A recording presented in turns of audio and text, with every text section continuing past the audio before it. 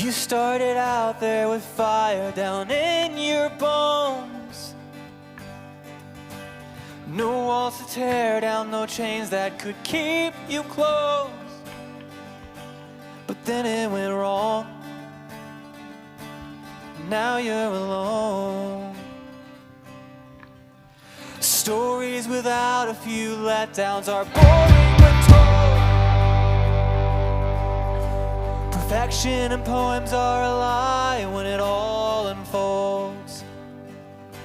So when it goes wrong, then comes a song. Some stories sound better when we clean them up, when we skip the hard parts, when we fast forward past the grief. But the truth is, stories without a few letdowns are boring when told. And this story begins in the dark. It begins with women walking toward a tomb, carrying spices for a body they loved but could not save. It begins with anxiety in their chest, questions with no answers, a future that feels sealed shut. They are not expecting hope. They are not looking for resurrection. They are simply trying to be faithful in the presence of loss. And maybe you know that feeling. Showing up, even when your prayers feel unanswered, even when the weight of the world feels heavier than your faith. But Easter does not begin with certainty. It begins with trembling, with confusion, with honest despair.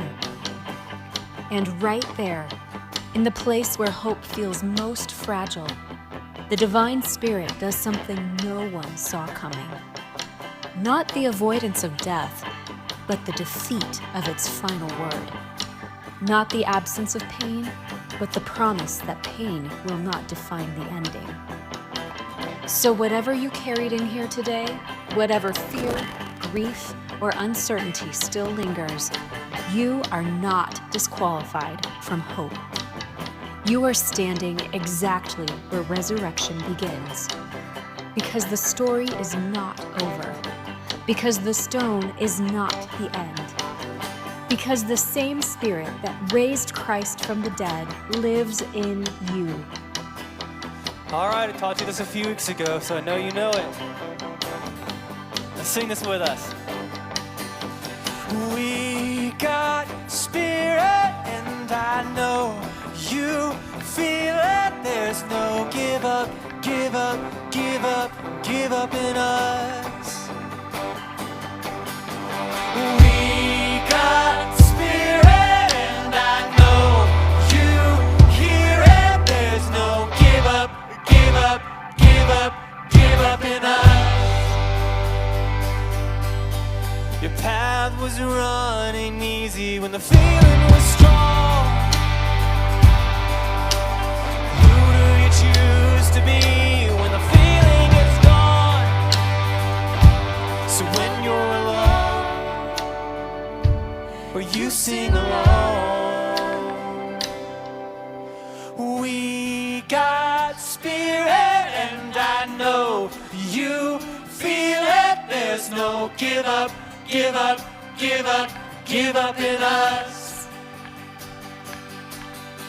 We got Spirit, and I know you hear it. There's no give up, give up, give up, give up in us.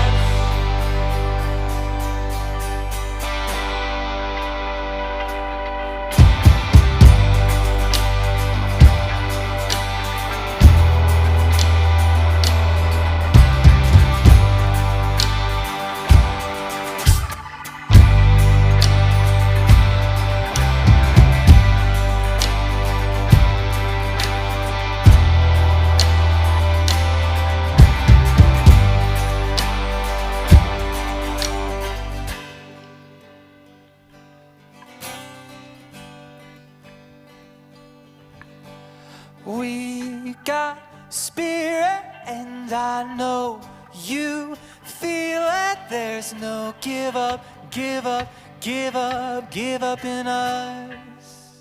1, 2, 3. 1, 2, 3. We are spirit, and I know you hear it. There's no give up, give up, give up, give up, give up, give up, give up, give up in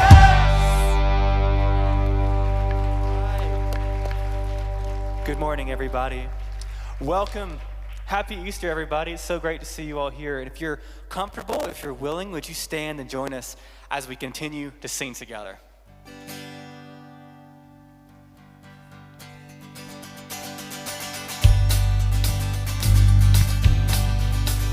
Ring the bells, this time I mean it. Bid the hatred fare thee well. Give back the pieces of my Jesus. Take your counterfeit to hell.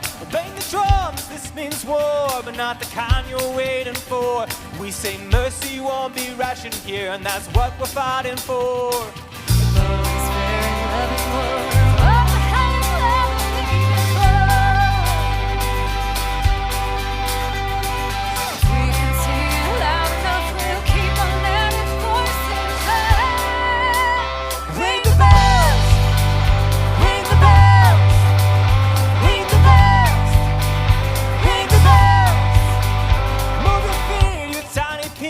You've been hiding for so long behind your statues and your steeples. Does that hit too close to home? Well, I got faith to move a mountain and to watch that mountain move. Time for words to fall like thunder, the sound of justice breaking through.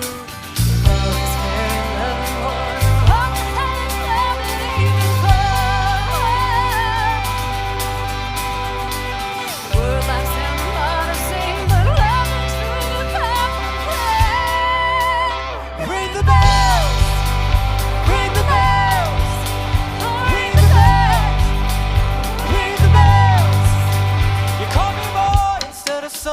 And I ain't the only one within the throne room of a kingdom where I found that I belong. And I ain't scared to face a fortress, I have seen them fall before.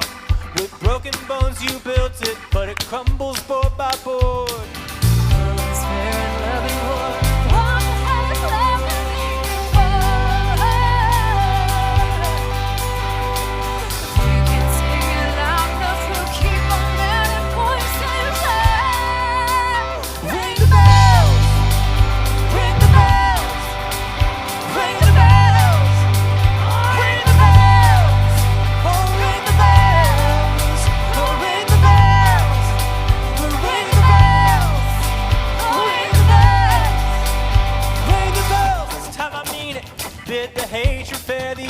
Give back the pieces of my Jesus. Take your counterfeit to hell.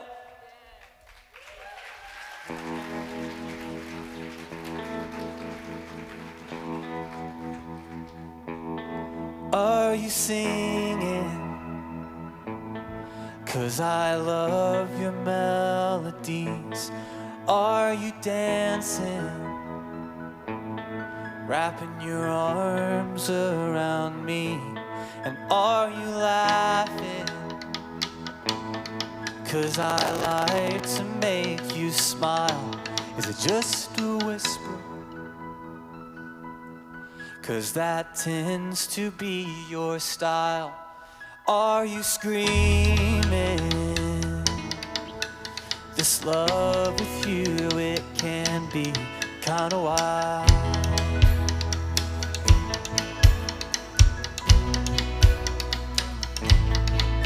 So come and change my focus. I don't notice where you're going near enough. Come change my focus. Help us know what you've been doing over us.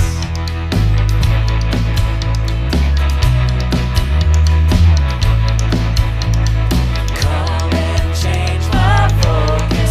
I don't notice where you're going near enough.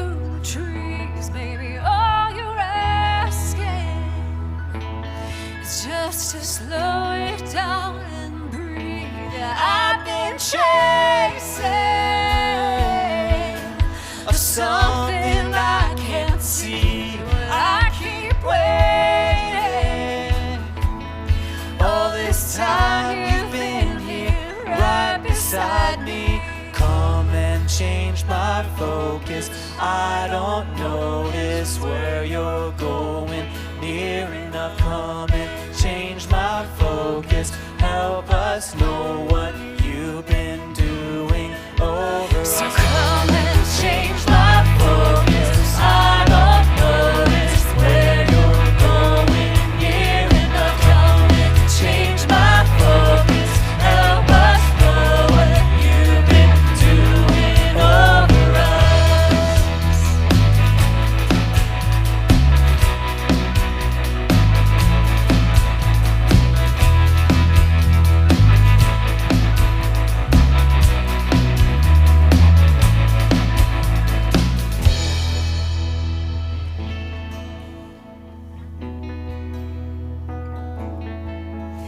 Are you calling me out of my mind? Out of my mind, now the roof's off. We expand like desire, deep and we're wired. Are you calling me out of my mind? Out of my mind, is your love, is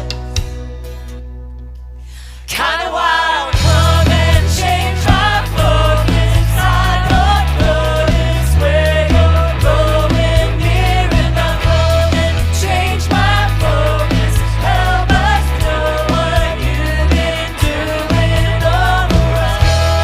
Change my focus. I don't notice where you're going, near enough, come and change my focus. Help us know what you've been doing over us.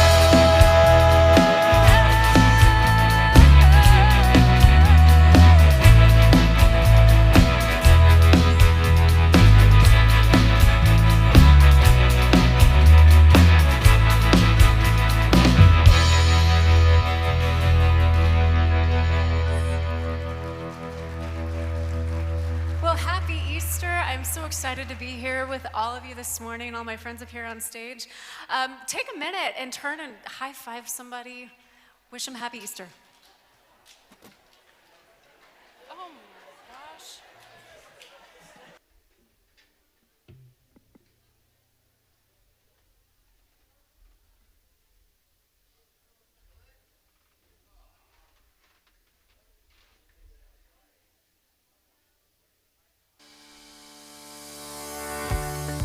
Welcome to Crossroads Church.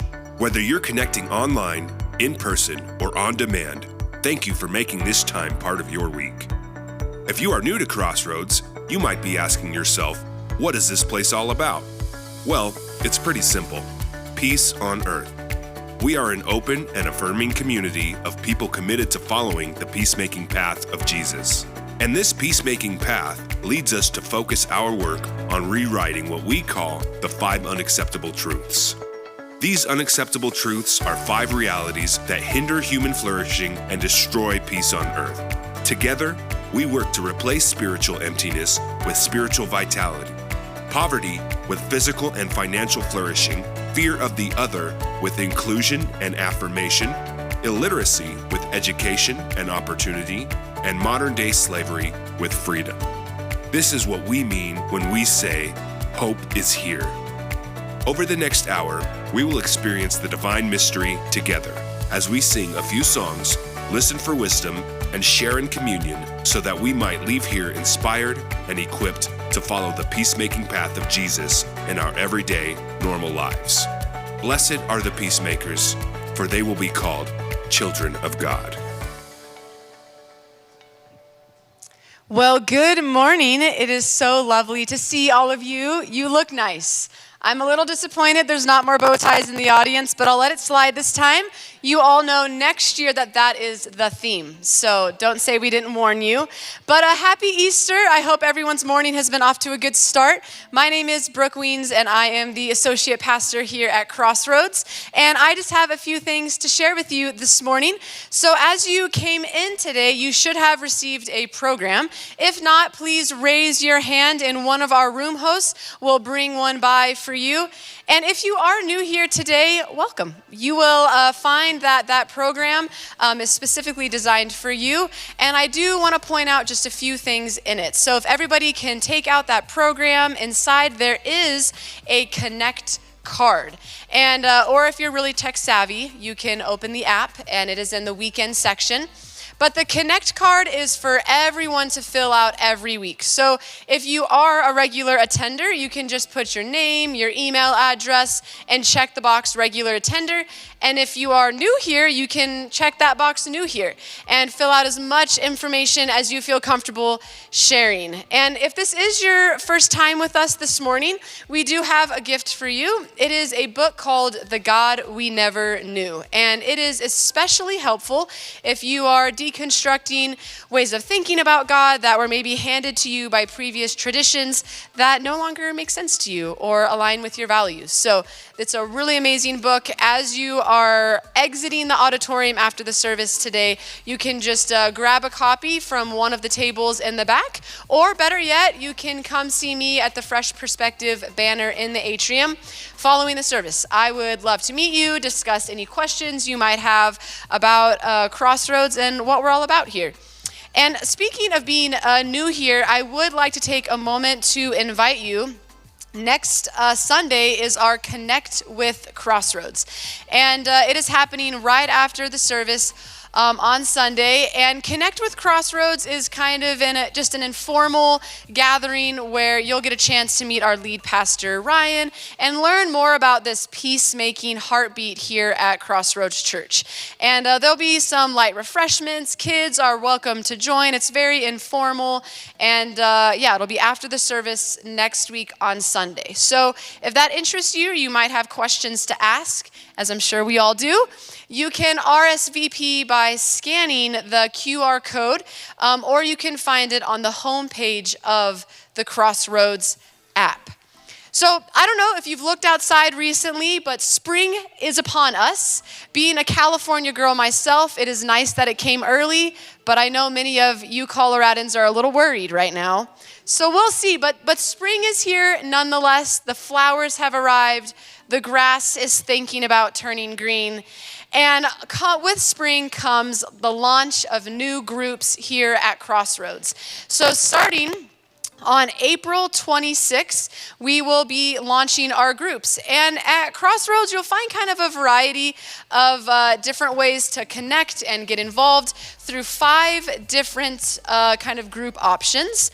One of them is connect groups. We have study groups, volunteer groups, care groups, and our Partner in Hope groups. So I just want to take a moment just to highlight one of those groups that is a study group. And it is called A Fresh Perspective. And A Fresh Perspective is an 8-week conversation group that is a great kind of first step at Crossroads. I like to think of it kind of like Peacemaking 101. And in A Fresh Perspective, we examine the major topics of faith, the major topics of the Christian tradition, like God, Jesus, the Bible, the cross, sin, these topics, and we look at them with new eyes. And so I encourage you to jump into a conversation group or some sort of a connect group that will be starting this spring. Like I said, the groups are going to launch on April 26th, and the Fresh Perspective group is starting that Sunday.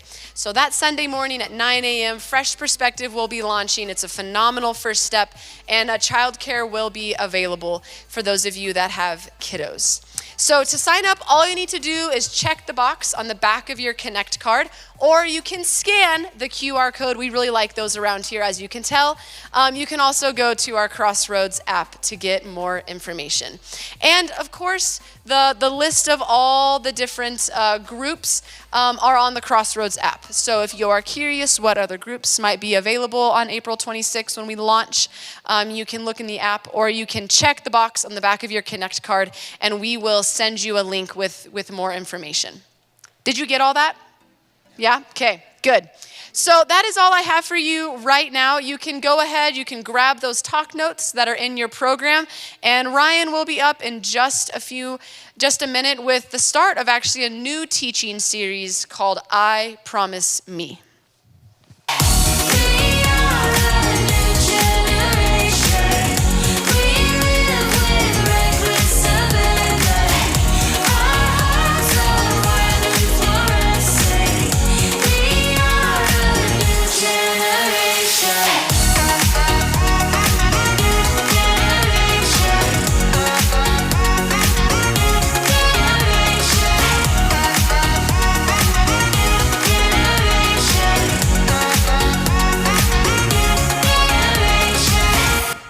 Good morning. Happy Easter. Oh, that was pathetic. Happy Easter.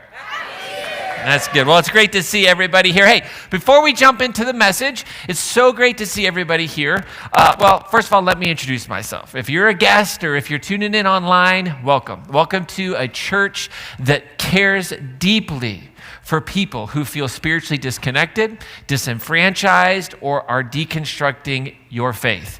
We are so grateful that you are here. My name is Ryan. I'm the lead pastor. My pronouns are he, him. I am a white, cisgendered, heterosexual man who has benefited from systems that have favored and were built for people who look like me, who love like me, who embody this world like me, but has created intense amounts of oppression and injustice in our world. And so, I believe that naming those privileges and leveraging those privileges for the sake of others is the start of a life committed to peacemaking and justice, or what Jesus called the kingdom of heaven. Philippians chapter 2 tells us that Jesus Christ, who was like God in every way, set aside all of that and took on the form of a servant. And that's the path that we're learning to walk here. So whoever you are, however you have come into this space, whether you are certain or skeptical, whether you are hopeful or hurting, you are welcome here fully. All of you is welcome here to be your authentic self. And I hope that you will join us as we walk in this peacemaking path of Jesus together. That's who we are. Thank you for being here today. Now, that being said, a little bit of information for some of you that might not know before we jump into the message, which, by the way, is terrible. It's not a good message, all right? If the first service is any indication, I knew it was going to be bad because I'm a contrarian by nature, right? And so most pastors, when it comes to Easter, they're like, everybody's going to be there. It's going to be double, triple. So they spend double, triple the amount of time on their messages. I do the exact opposite. I spend no time. I don't even know what I'm going to talk about. So I just tell you, it's going to be bad because if you come back, I want you to come back because these people are amazing and the values of our community are amazing and I'm just a moron, okay? That's the whole point, okay, is that we come back together, all right? So I just want you to know I'm intentionally going to be really, really awful today. Sometimes I'm trying and I'm still awful, but today, that's the bar, garbage. That's what the talk is. But we'll get to that in just a second. You might not know, depending upon maybe this is your first time here, whatever it might be, I just want you to know that Crossroads Church, we are moving. So we're moving out of this building and we're moving into downtown Loveland. It's going to be happening over the next few months.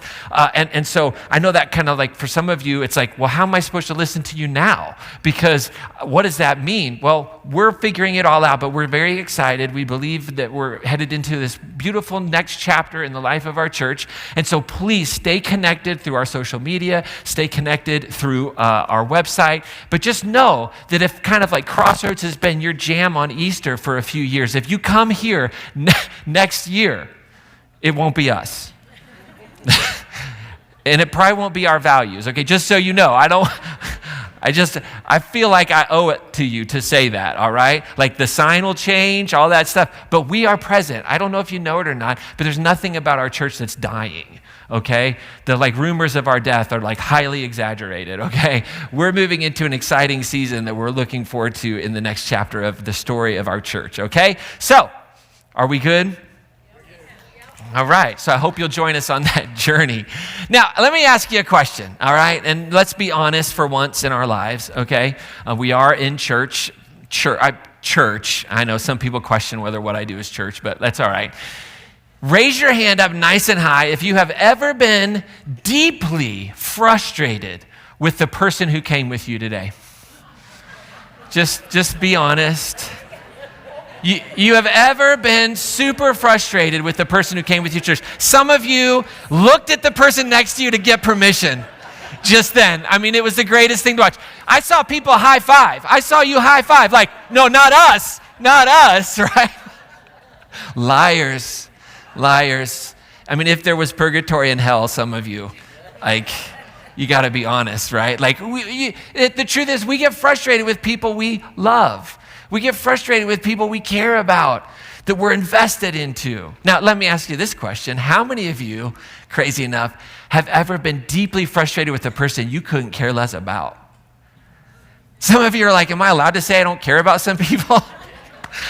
I don't know what kind of church you used to go into, but I'm just an honest person. Like, there are some people that I'm like, if I never see you again, it'll be too soon, right? Like, I mean, I'm not always on the peacemaking path. I'm trying, okay? I'm trying. But there are people that honestly we don't really care about. We don't know them. We're not invested in them, but they can frustrate us. And that's an even weirder phenomenon. Like, why am I so irritated at a person I've never met simply because they don't know how to work a roundabout or rotary or whatever you all call it in this part of the country? What do you call it? You call it a roundabout. I call it a rotary back east. That's what we call it. We take our cars around the rotary back east. Okay, that's what we do. Right? But we can get super emotional and frustrated with people we don't even care about. Now, let me ask another question that you're going to love to raise your hand with. How many of you have ever felt deeply connected and filled with joy with the person you came to church with today? Raise your hand up nice and high. Right? You're like, some of you even looked at your, like, this one? Okay, yes, yeah, this one is good. This one is good. Like, do I have autonomy here? Agency? Okay, yes, this one I have agency. I get it, right? Why is this? Because if you've lived long enough, you know what it's like to live in both relational tension and relational bliss. Relationships have this tendency to do that. We know what it feels like if you've lived on this planet any length of time to have a relationship that fills your heart, fills your soul with joy, the kind of relationship where you just exhale and you feel safe and laughter comes naturally and you can be yourself and you're fully known. And the truth is, if you've lived long enough, you know the other side of that coin. You've known relationships that just carry this ache of tension. The conversation that just seems to go unresolved all the time. The friendship that is growing distance. The marriage, the partnership that feels fragile. The family dynamic that is just like somebody just pressing the button, touching that old wound. Right? I mean, the relationship in your life, you know what it's like to have one that's changing and you're just unsure of what it's going to look like. What is this relationship going to be like? And most of us have lived somewhere between those two realities, relational bliss and relational tension. Because relationships are beautiful, but relationships are complex. They can be a place of our deepest joy and our deepest pain all at the same time. And they are where we often feel most alive, but they're also where we often feel most wounded. And when a relationship feels strained, right, when it feels like the walls are pressing in on us, most of us instinctively begin with the same question: what are they doing wrong? Can I get an amen? Right? Most of us don't go into self-reflection mode. Like, most of us don't end up in an argument and going, you know what, time out. I think I'm wrong. I think I am actually being a total jerk right now. I don't need you to tell me that. We don't do that, right? We ask, why are they so distant? Why aren't they communicating better? Why do they keep reacting like that? What's wrong with them? Why can't they just see what this is doing to us, to our relationship? And when those relationships are painful, what is our first language? Blame. Who's the blame? How many blamers we got in the room? How many of you are blamers? Raise your hand up nice and high. It feels so good. You could care less about solving the problem. You just want to know whose fault it is. Right? The tension in your heart is not about the issue, but it's about who caused the issue. Once we discover who caused the issue, I can go away happy. Don't need to fix it. I just know where it started. Blame feels so good. We love to look outward before we look inward. We start with their tone. Oh, don't use that tone with me. Meanwhile, we've said that in like the worst tone possible. We call names and we say don't call names. Right? And when we do this, we look outward. We look at their patterns and their failures. And here's the deal. Like, some of those things are real. Right? It's not to say that they're not. But before we place all these expectations on others, Easter, the resurrection, believe it or not, invites us into a deeper question, a better question. How am I showing up? How am I showing up in this relationship, in these relationships?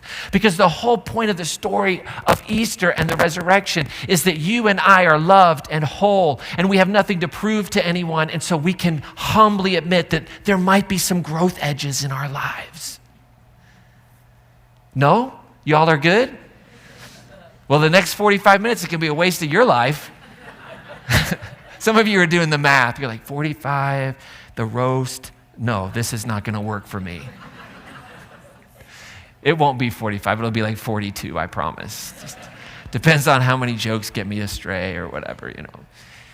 But the resurrection invites us to say, I am whole, I am wonderful, I am beautiful, I am loved. All that religion has told me that is wrong with me, all the things that humanity has tried to say God needs and God wants, the cross and the resurrection reveals something completely different, that love is what it's all about, and that I am loved. And so guess what? I don't have to be perfect, I don't have to perform. So the resurrection invites us into what we call a cruciform life. Everybody say that nice big word, cruciform.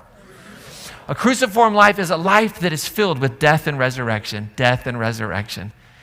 See, sometimes you go to church, you go to religion, and oh my gosh, we think that the resurrection is about a moment in time, a thing that happened, a work that was done, and now I get to go to heaven. And I can tell you, I'm not going to go off on this, but that version is harmful. That version is reductionist of the incredible life of Jesus. And what the resurrection and the story of the cross invite us into is to say, I can be secure enough and loved to know that if I will choose to live a life of death and resurrection, dying to self, rising to new life, every day, every relationship, in every way, then I can become the best version of myself. And that's the beauty of what Easter invites us into, a sense of security and stability, not so that we can walk around telling everybody how to believe and how to act and how to dress and who to love and what church to go to and what church not to go to and what to believe and what not to believe, although I was trained to do that. So if you want me to do that, I can do that. I mean, I have a whole degree in that. But the resurrection invites us to bypass all of that and say, love wins. Love wins. And to bring that into these relationships, right? Because here's the thing, the question when we're in this moment, right? How we act, how we come to these relationships reveal not just something about the other person, right? But how we respond and how we show up reveal who we are becoming, who we are. And that's what's at stake. If we just continually to fall into this trap of blaming, it's their fault, they need to change, they need this, we slowly surrender the resurrection power that can transform us into the best version of ourselves for today. Tomorrow's a different story. But if we think about like this moment, this relationship, and when all we do is work super hard to fix other people, we continue to live in a tomb of sorts. We continue to live in this dark space where we deny that resurrection power is needed in our lives or necessary to transform us, to make us more loving, more humble, more joy-filled.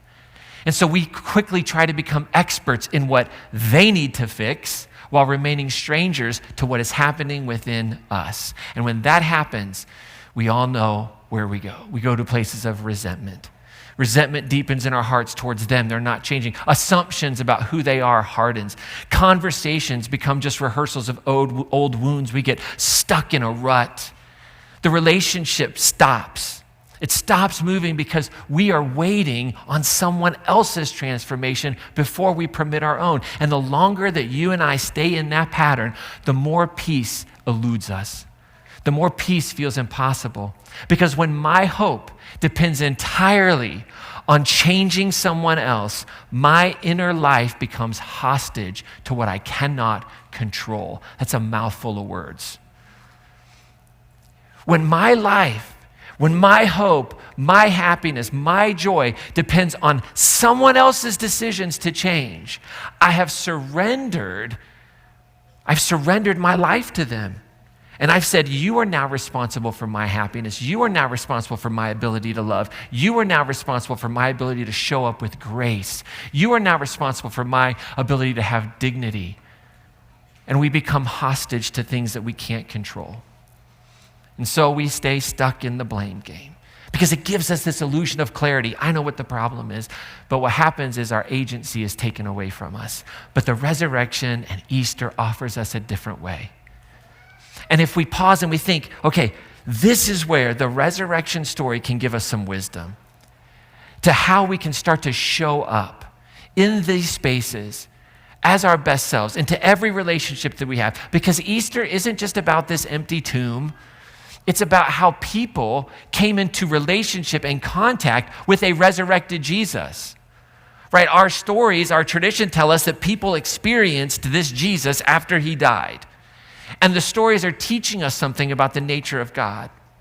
And we get to see when we look at these stories how people learn to relate to the risen Christ and to themselves, even when that relationship changes. And so there's wisdom in paying attention to these kinds of things. And so that's what we're going to do for the next 5 weeks. See, this message can be bad, terrible, useless, because we're actually extending it for another 4 or 5 weeks. So for the next 4 or 5 weeks, we're going to look at these encounters of people with the resurrected Jesus. And we're going to ask ourselves, how do these relationships, how do these encounters in a relationship with a resurrected Christ, what can they teach us about ourselves? And how can we commit to certain things? And so there's wisdom in how we see 4 people, Mary, John, Thomas, and Peter. We're going to look at these 4 stories over the next 4 or 5 weeks. Each encounter Jesus, and each do this in a way in which their relationship is different, because the resurrection changed their relationship. And in each encounter, we're invited to notice just a different way of showing up, a different posture we can hold, a different response, a different kind of hope. And that's why these stories matter for our everyday lives, because every one of us knows what it feels like to have a relationship change. I don't know if you know it or not, but if you're following a guy and he says, hey, follow me, and we're going to change the world together, and all of your hope is in there, and then that person dies, that changes the relationship. And then that person has the audacity to show back up and then leave again. It's like, Jesus, make up your mind. Are you here? Are you not here, right? This is why I don't take these stories literally, but I take them seriously, because they're teaching us something about ourselves. I believe Jesus, his life, his death, his teachings, his resurrection are not about how to become like God or go to heaven. They're about how to become fully human in this world that's filled with evil and hurt and pain. And so that's what we're going to look at. We're going to look at these stories, and we're going to see how we can make certain commitments. So we're going to walk through the resurrection encounters, and today I want to just kind of like talk about these 4, give a little bit of an introduction of what they are very, very quickly, all right? So the first one is Mary Magdalene, and all these are going to come out of the Gospel of John. So if you're like a total Bible nerd, reread the last few chapters of the Gospel of John over the next couple of weeks. These are the stories we're going to kind of unpack. So Mary Magdalene is a follower of Jesus, a disciple of Jesus. Life has been changed. She's been empowered in a patriarchal world to come and follow Jesus. Jesus dies, changes everything. She's going to the tomb that morning, and she's bringing spices to care for the body, because that's at least what she has. And when she gets there, she discovers the stone is rolled away, the tomb is empty, and there's a gardener there just sitting in all arrogance. And she sees this gardener, and she's like, "What have you done with Jesus?" And she's angry at him. And the gardener just kind of like sits there. And we find Mary in this moment like confused. Mary's filled with grief. She's filled with loss. This relationship that she had is different now. And she's in this place where she expected death. But now she has something else, and she's not sure what it is. And so she stands outside the tomb, and she's weeping. And she's in this new relationship season. First it's death, and now he's gone, and the things I thought I could do for him, I can't even do. Mary isn't new to Jesus, but is new to the moment is new in that relationship. There's a new way of relating and knowing. And so she thinks this gardener had something to do with the stealing of Jesus' body. And she says, "Tell me where it is, and I'll go get it and bring it back." And I believe she could have done it too. And all of a sudden, here's what's amazing. Jesus, AKA the gardener, says one thing, "Mary." And her eyes are open. And she's standing with this person who she loves deeply, but she couldn't recognize. There's a relational that's new there. It's just her name. There's something familiar about it, but there's something brand new. And so the grief kind of gives way to recognition in that moment. And some relationships are in that season of life right now for you. They're new. For whatever reason, they're just new. It's a new friendship. It's a repaired marriage or a relationship with your child that's changing and evolving. There's something that has died, but something that is coming to life in these relationships. There's a new way of relating after a loss or conflict or healing. It's just that the relationship isn't what it once was, but there's hope. And it's becoming something new. And before Mary's encounter fully unfolds with Jesus, all that we know is going to happen, she takes off, she runs back, she tells the disciples about the tomb, she announces it. We also find this really great story about the disciple John. John's got a little bit of an ego. I just want to say that right now, if you're not familiar with John. Like, John is understood to be the disciple that Jesus loved, as opposed to the other ones. John has a little bit of a problem with coming in second. We find out from the story that he's racing Peter to the tomb, like they're in a foot race, as only two heterosexual men would do. Like, I don't know what's going on there. Like, Jesus might be alive, but I'm worried about beating this joker to, not you, but like, MJ's not a joker, I promise. Right? But that's the story, right? So we get them racing to the tomb, and we're very clearly told that John gets there first. I don't know about you, but there's a lot of details left out of the story of the resurrection I would be prone to ask for, besides who got there first.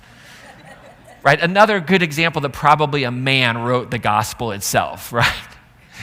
A patriarchal figure that was like, that's right, we won. Yeah. So he gets there, right? John arrives first, we're told. He looks inside the tomb, but doesn't go in, interestingly enough. Another kind of weird detail. And he sees that there's no body there. Peter goes in. Peter's not afraid of ghosts, right? He ain't afraid of no ghosts. Like, he just runs in. John's like, whoa, let's get the ghost hunters in here. What the heck is going on? I'm not. It's all folded up. It's like Left Behind in there. I'm not doing any of that. What is happening? That's a joke for those of you that grew up in the evangelical world, and you know that when the rapture happens, your clothes are going to be folded up neatly while your car crashes. That's how the apocalypse works. It's neat and tidy chaos and destruction of everything living.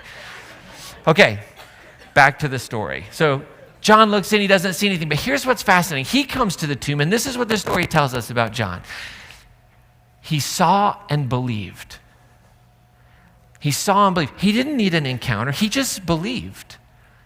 And this is the picture of what a strong relationship looks like. Just trust. Like, some of you have this in your life. You have people in your life that if you called and you were like, I've got a body in the trunk that I need to deal with, they're not going to ask why. They're going to just trust that you have a good reason and go with you. Like, everybody needs a friend like that. Like, my first question is always going to be, why is there a body in your trunk? But some of you are like so close to people, you're like, I got the spot. There's two already there. Don't worry about it. You just know they're so full of goodness that there's a good reason. They did nothing wrong, right? That's like John in this relationship with Jesus. He's like, I have no idea what's happening, but trust has been built. I saw it. I believe it. The faithfulness of the past is being remembered in the present. And so John's relationship has enough history and strength to withstand uncertainty. Strong relationships aren't perfect. The ones that you and I have, they're just simply relationships where trust has had enough time to like fill that relationship, and we learn how to breathe in the uncertainty. But then in the story, we get Thomas. Oh my gosh, Thomas. How many of you have heard the story of Thomas? Gets a bad rap. We call him names like Doubting Thomas, as if you wouldn't do the same thing. You guys are liars to yourselves. Like, hey guys, like, Thomas, you missed Jesus. Like, no, I didn't. You all did that to me once before. I'm not falling for that practical joke again, made an idiot out of me in Capernaum. Nope. Not until I see him, right? So Thomas, here's the thing. Another interesting bit of the story. The disciples that night, they're all hanging out. They're in a room. They're scared. The door is closed. Jesus shows up. And for people that want to force you to have to believe in a physical resurrection, that it was a physical body, try and walk through a door with a physical body. You have to open the door. Jesus in the story didn't have to open the door. So if you don't believe that the body of Jesus was a physically resurrected thing, great. Whoever wrote John wasn't convinced of that either, right? Because Jesus just like magically appears. He's in the middle of them. He has this encounter, and then he leaves. And all we know is that Thomas wasn't there. Again, I'd love to know where Thomas was. Like, these are the questions of my heart in this story. Like, where was Thomas? What was so important that Thomas, on the day when all the news breaks, he's out willy-nilly doing whatever he's doing while everybody else is scared to death up in the upper room? Like, what is he doing? But we don't know that, but we know John won the foot race. These are my issues with the Bible, everybody, okay? These are my issues. Thanks for the therapy session today. Right, but Thomas comes back up, right? And the others tell him, hey, we've seen the risen Christ. Thomas is like, okay, whatever. He struggles to believe it. It's not like John. Because why? Thomas's relationship, right, is shaped by distance. He wasn't there. There's uncertainty. There's the need for honest proof. Like, he's looking at this relationship change and saying, whoa. Like, all this Jesus guy, he invited us in, he told us to do all these things, and then now he's dead, and we've like uprooted our whole lives, and now you're telling me he's alive. I'm not going on that roller coaster ride again until I see him, until I touch the wounds, then I'll believe. Thomas is the image of these like relationships that find themselves in tension or stagnation, and they can't move forward because they're just stuck in uncertainty. It's a very real space. Like, what does Thomas need? He needs some trust to be rebuilt. Y'all ever been in a relationship where you feel like trust is broken and somebody says they're sorry and you're like, that's wonderful, but it's not enough? Some of you are like, wait, my church told me that if they said they were sorry, I had to forgive them or I'd go to hell. The whole other message. Okay, but listen, like reconciliation, trust, like that has to be rebuilt. And so sometimes we find ourselves in those relationships, and that's what he needs. He needs more before he can trust again. And here's what's amazing. Jesus meets him right there. Right? Like, if it were me, if I were Jesus, which I'm not. I know some of you, it's tricky to imagine, but I'm not. I would never show myself to Thomas. I'd be like, if you can't believe, that's on you. Do you have any idea what I just went through? And now I'm supposed to be your little trick? I'm supposed to show up for you? Where were you, Mr. Thomas, when I was being nailed to the cross? Oh, that's right. You're with everybody else that scattered and left me. You should have been there when I showed up. I got other things to do. But that's not Jesus, right? Jesus shows back up, looks right at him, love in his eyes, and says, Thomas, don't believe. Don't doubt. Just believe. Here it is. And he builds the trust back up. That's amazing. There's no shame, there's no condemnation, just his presence. And some relationships in our lives are stagnant. They're not dead, they're not over, they're just stuck. They're waiting for honesty, waiting for safety, waiting for trust to be rebuilt. And then finally, we're going to look at this guy named Peter. How many have ever heard of Peter before? Peter's a character. Oh my gosh, he's a character. I mean, this guy, right? I mean, this guy chops off people's ears.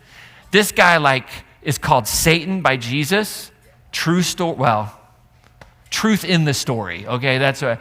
Jesus is asking, who do you say that I am? And Peter gets the answer right, but then Jesus is like, yeah, you're right, and they're going to kill me, and I'm going to die. And then Peter's like, oh no, they're not, because we're going to wipe them all out. We're going to destroy them. We're going to make sure that never happens to you, Jesus. And what does Jesus call Peter in that moment? He says, get behind me, Satan.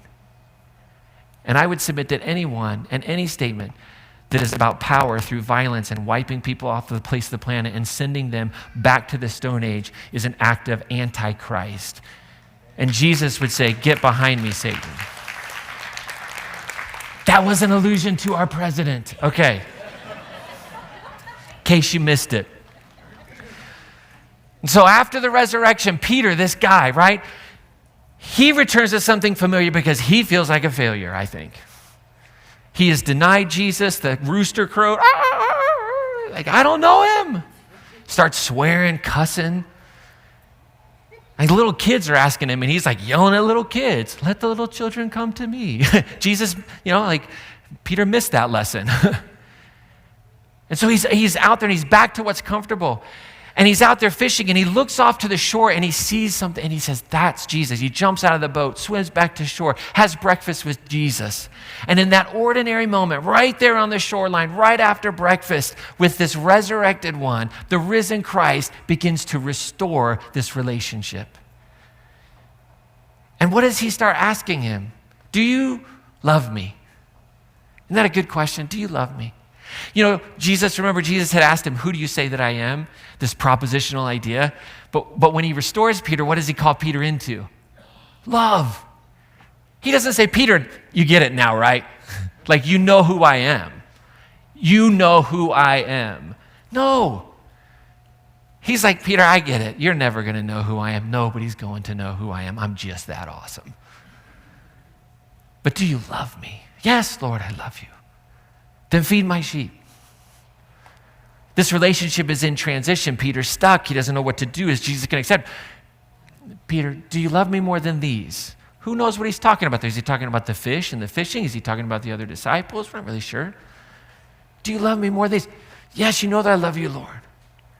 And a third time he says, do you love me? And now Peter starts to show up in the room. You ever do that? Like you feel like you're doing really well, and then you realize, oh, wait, no, there I am. And like your anger starts to come out, your frustration. Like you're like, I was doing so good in this relationship. So the third time, Peter starts to get frustrated with the resurrected one, which I love. I think that's amazing.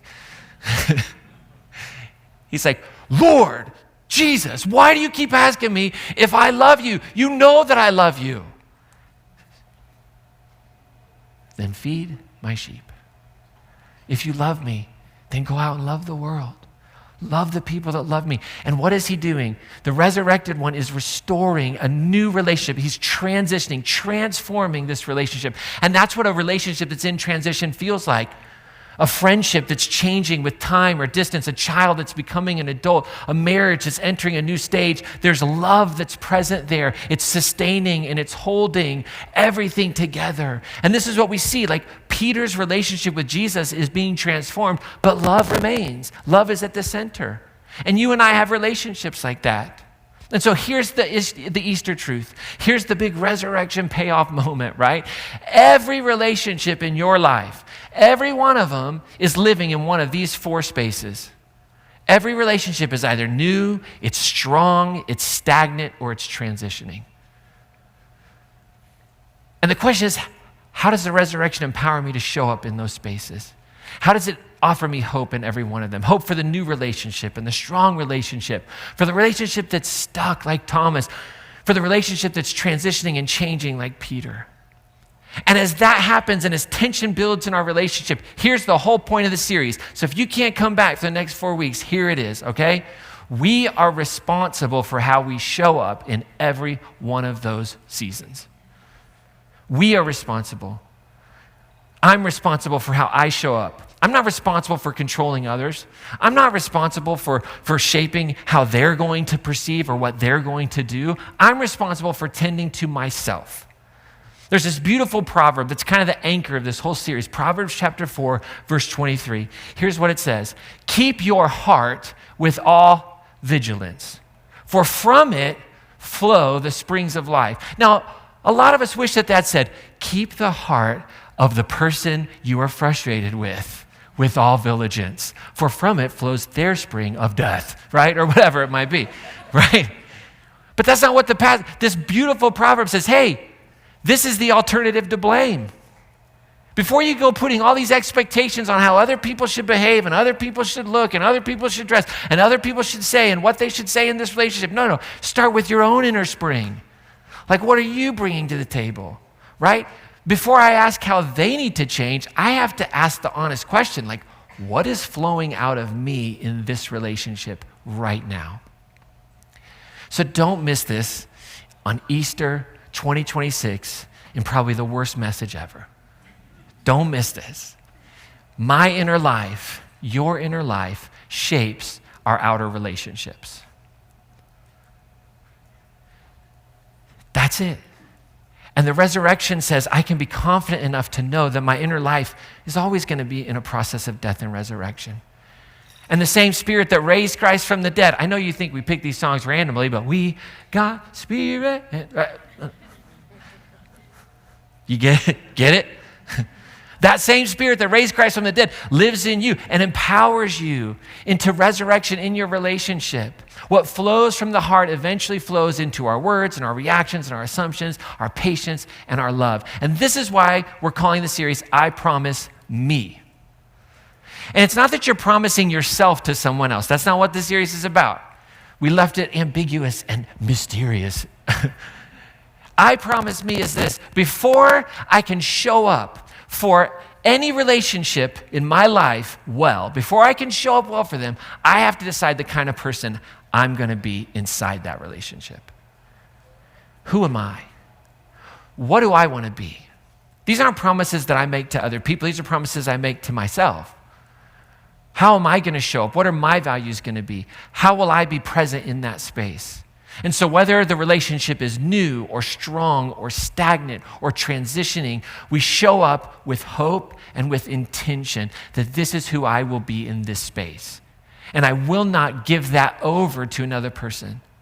I will not let them turn my commitment to love and peacemaking into hate and violence. I won't let it happen. And this is the power of walking the peacemaking path of Jesus. It is not a liberal path. It is not a progressive path. It's not a conservative path. It is an alternative path. It is a way that heals the world, that doesn't blame, but says, here's how I'm going to show up. And in your everyday normal life, we're going to talk about over the next 4 weeks, promises that we can make to ourselves.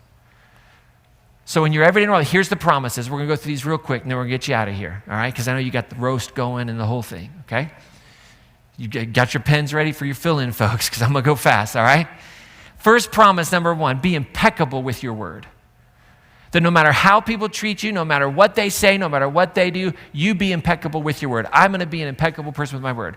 When I say yes, I'm going to let it be a yes. When I say no, I'm going to let it be a no. I'm going to be honest. I'm going to be open. I'm going to be transparent. Whatever the cost is for that. Second promise, don't take anything personally.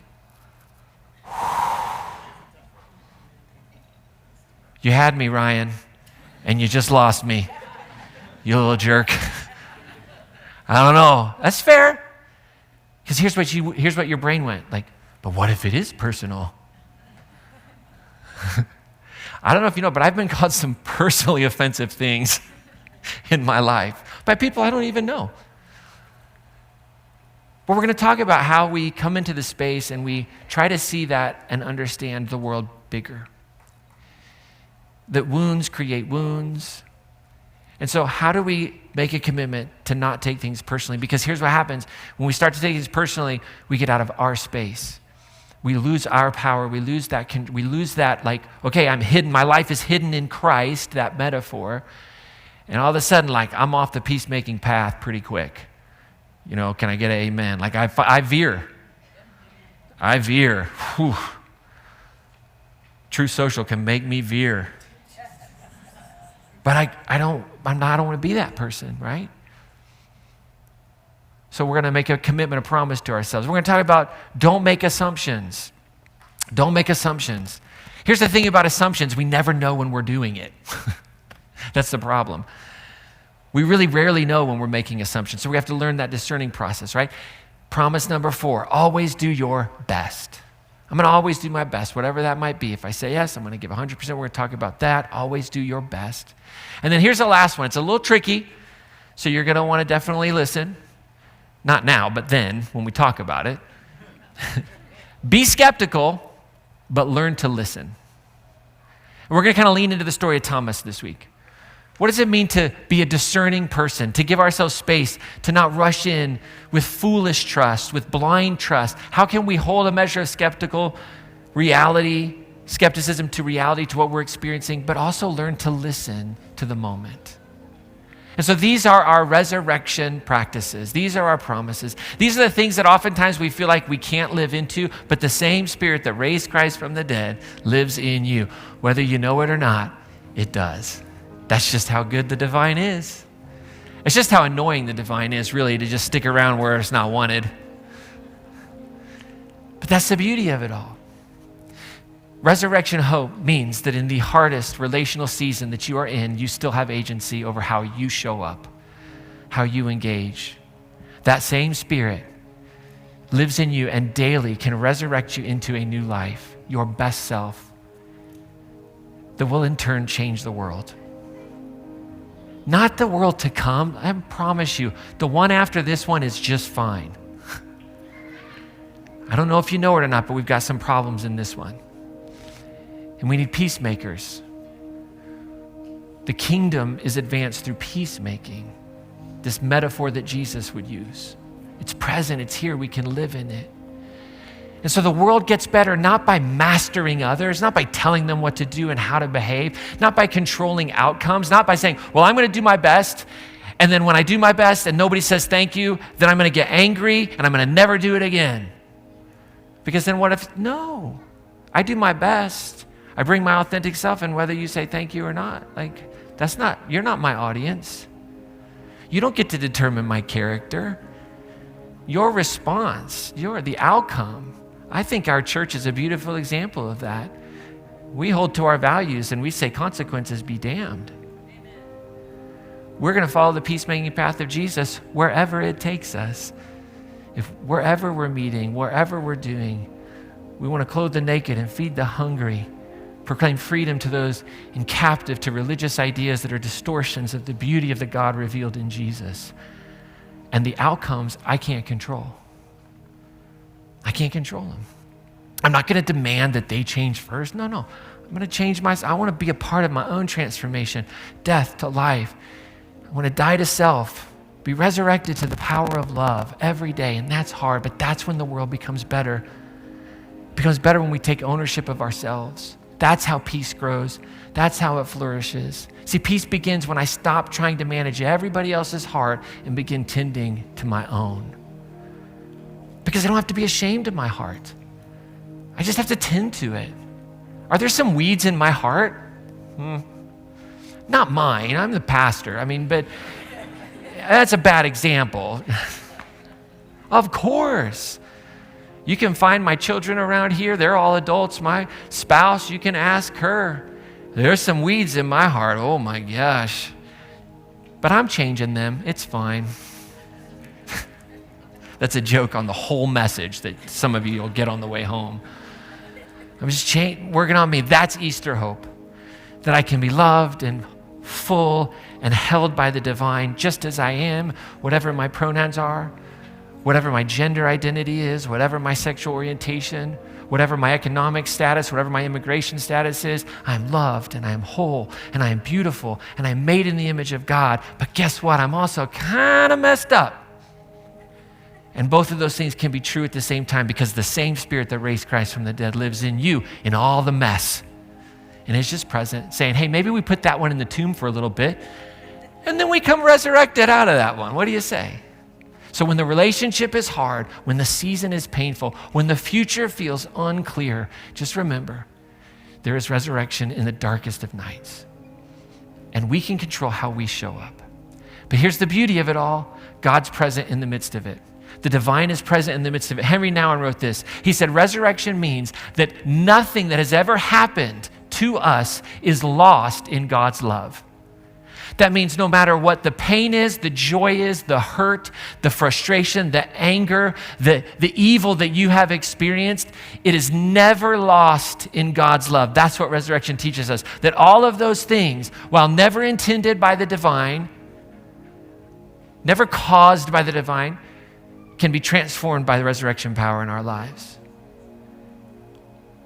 And beauty can come out of those ashes. And so the resurrection reminds us that hope still belongs in every relational season. So what is it that God's inviting you into? What is the Spirit inviting you into? The universe, love, whatever word you like to use. You're here for a reason. Maybe she's really pretty. Maybe he's really handsome. Maybe they are just so smart and they were like, we're going to go to church. And you were like, if I can go with you, I'm going. But you're here. And maybe there's a divine whisper. What is it that God's inviting you into today? Maybe it's to stay connected for the rest of this series, to choose to work on yourself, to become the best version of you. Make some commitments.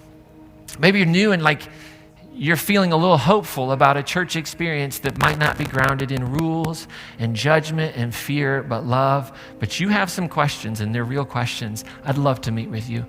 Love to answer any questions you have, share my story, hear your story, just be present together. I like to do that over whiskey, but we can do it over coffee if you don't prefer whiskey or whatever. We can do breakfast, just not carbs. I'm not eating sugar or carbs right now, so don't bring that to the table.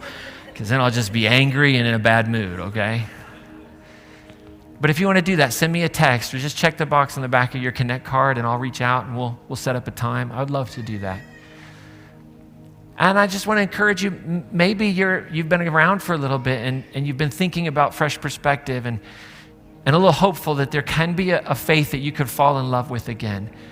I just encourage you to check out that Fresh Perspective conversation group. Just check out the material. It's just a conversation about your experiences with these big topics. And so you're invited to do that. Maybe that's it. Maybe you heard a song I don't know. You're all smart people. You're here. So what is it? But I want to say to you this as I wrap up. If you're in a season where hope feels difficult, it feels difficult in a relationship, it feels difficult as you look at the world we live in, it feels difficult about work or your finances, but hope is hard for you right now, this song reminds us that the resurrection stories, what they mean and what they invite us into can inspire us to hold on to hope even when we feel that all is lost. Because regardless of where a relationship is, we still have hope because we still have agency. We still can show up the way we're called and we want to show up. We can live with resurrection power, with resurrection hope, and we can trust that there is no night that is too dark for resurrection light. And we can live with this hope, with this belief, with this as our footing, that resurrection hope will always have the final word, even in something that feels so final as death. And that's what this song that the musicians, the singers are going to sing over us today, that we still have hope even in the most darkest times. Happy Easter.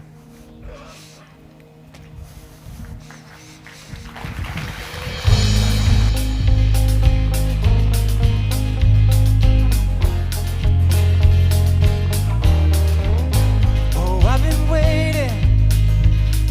waiting for a change. All I see are enemies, and I've been praying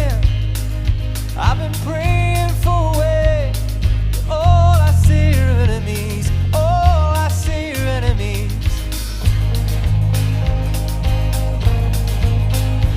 you're all I have, oh, you're all I have, even when the good is gone. In the sinking sand, in the weary land, I would choose to carry on. 'Cause even here at the end of the road, I still have hope.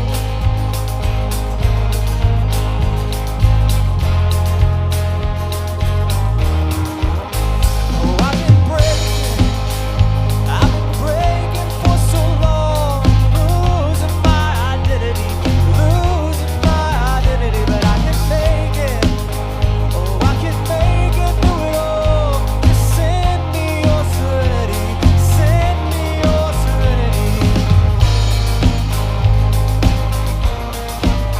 Oh, you're all I have, oh, you're all I have, even when the good is gone. And in the sinking sand, in the weary land, I will choose to carry on. 'Cause even here at the end of the road, I still have hope.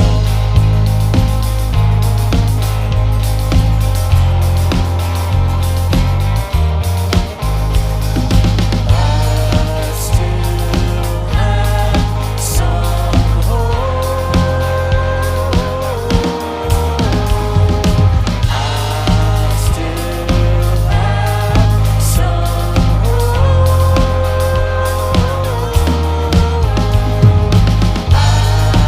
still have some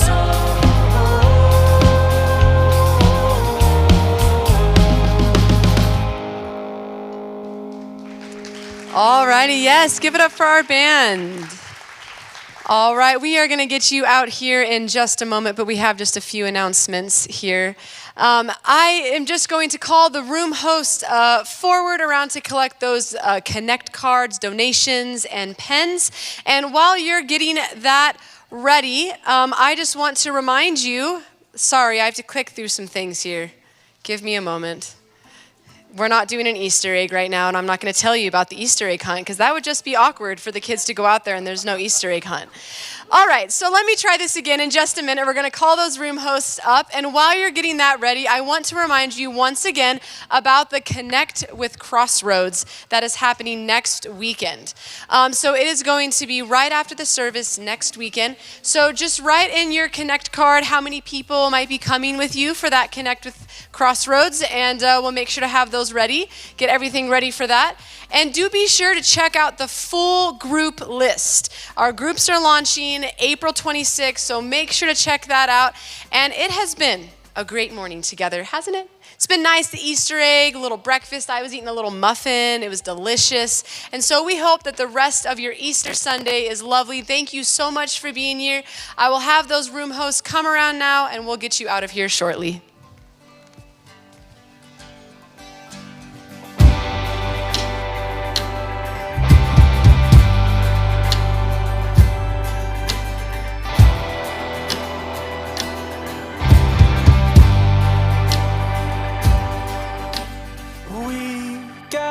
Spirit, and I know you feel it. There's no give up, give up, give up, give up in us. 1, 2, 3. 1, 2, 3. We got spirit, and I know you hear it. There's no give up, give up, give up, give up, give up, give up, give up, give up in us. Well, go ahead and have a stand if you're able to. We finish all of our experiences here on Sunday morning with a blessing. I have a blessing for you. And I want to say, in all seriousness, no joking aside, it's wonderful to see everyone today. Thank you for coming out today and being a part of this. Thank you for being a part of this amazing church. It's so good to have these moments where we're kind of all together at the same time. And I do hope that you stay connected. I hope that you come back next week. But I also hope that you stay connected as we enter into a new phase of our journey and our impact into Northern Colorado as a church, even not in this location. We are excited about what's happening. And so I hope you'll stay connected. Get on the mailing list, know what's happening, all that good stuff. But thank you for being here today. I got a blessing for you. It's a big one. So if your arms aren't strong, you might wait till halfway through to raise them, okay?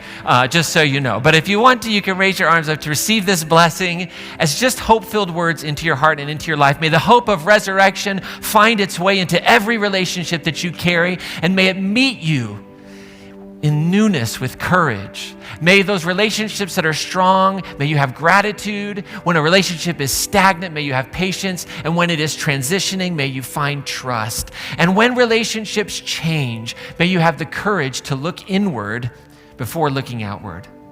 May you tend to the inner spring of your own heart, trusting that what flows from within you shapes the peace you bring to those around you. And may divine love give you the wisdom to release the burden of changing everyone else and instead make the sacred promises that allow your truest self to rise. And may you promise yourself honesty, compassion, courage, curiosity, and hope. And as you do that, may resurrection life find its way into your words and your presence and your healing and your love, so that every relationship that you touch might feel just a little bit more alive, a little more honest, and a little more full of peace. So go now in the hope of the risen Christ, and let that hope shape the way you show up in every season. Amen. Happy Easter.